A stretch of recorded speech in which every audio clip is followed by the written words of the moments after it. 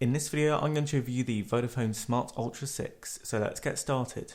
Starting off with the design of the Smart Ultra 6 is very simple and clean, and looking at the back of the device we have a matte silver plastic finish with a glossy Vodafone logo in the centre and additional information and branding at the bottom.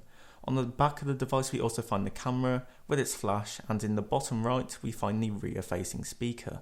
On the left hand side of the device we have the SIM card tray, and this is on the side as the back of the device is non-removable, and the micro SD card slot is on the right, which will allow you to upgrade the built-in 16GB of storage along with the volume rockers and the power button. On the front of the device sits the 5.5-inch 1080p screen and front-facing camera. Vodafone has gone for a choice of capacitive buttons on this device instead of using physical or on-screen buttons, and these buttons illuminate blue when used, which is a useful feature if you are going to use this device in the dark. Around the front is a glossy trim which makes the device look a lot more premium as well. Now this device is very large, coming in at 15.4cm tall and 8.5cm wide, and it's 7.7mm thick. This gives the phone around the same dimensions as the iPhone 6s Plus, which I think makes it come under the phablet category. One thing that I do wish about this design that would change a little bit is I found myself knocking the volume buttons instead of the power button and vice versa, as these buttons are very close together, and if they space these out a bit more I think that would be a lot better.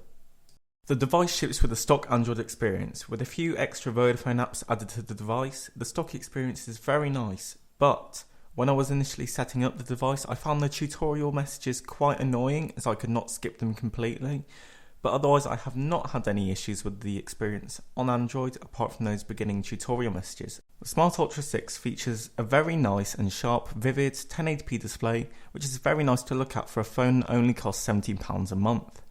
Also, another bonus is that this doesn't really show fingerprints that much on the screen either, as some other phones can be quite a fingerprint magnet. The camera features a 13MP sensor which captures sharp photos and also supports 1080p video at 30 frames a second. The camera app supports manual mode and various other selection of modes, and this lets you set your ISO, white balance and exposure levels. The manual mode also lets you have a grid and also a spirit level to make sure that your horizons are correct in your photographs. The photo quality of this camera is good in well-lit environments, but in low light the shutter speed really drops down and it becomes quite difficult to get a non-blurry photo. The device also sports a 5MP front-facing camera that takes good quality photos and does not look awful, and this does 720p video, which is pretty good for a front-facing camera. Performance is good on the Smart Ultra 6. Apps open quickly and multitasking is smooth, and the device features a quad-core processor and 2GB of RAM, which is enough to get the phone running. One thing that I've noticed is that the performance of the device suddenly seems to drop when applying filters and using the pen tool in Snapchat, which is very strange. Performance in mobile games is very smooth, and I was able to play games such as Leo's Fortune, which I usually play in all of my phone reviews, successfully and flawlessly. Battery life is also excellent, and I can easily make it through a whole day and the battery life still being over 50% on my usage. And this is thanks to the 3000 mAh battery built into the device. So if you're on a budget and you want a decent phone running a clean Android experience and you're in the UK, then the Smart Ultra 6 is for you, coming in at only £17 a month and £0 upfront, and comes in grey and silver variations. That's been it for this video. Thanks for watching. Make sure to use our Amazon affiliate links to make sure that we get a little kickback on your purchases.